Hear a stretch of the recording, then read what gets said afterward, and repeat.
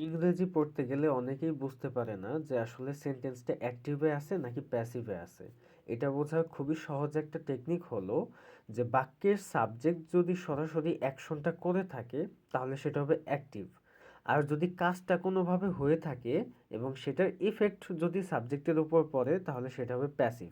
যেমন এখানে বলছে today I visited a historical place. তো ভিজিট করার কাজটা কে করেছে? আই করেছে। তার মানে আই হচ্ছে এখানে সরাসরি কাজটা করেছে, এটা হবে অ্যাক্টিভ।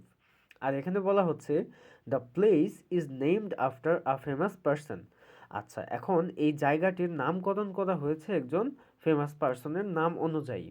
আচ্ছা, তাহলে জায়গার নাম কি জায়গা নিজে নিজে করতে পারে নাকি অন্য কেউ জায়গাটির নামকরণ করে? অবশ্যই অন্য কেউ করে।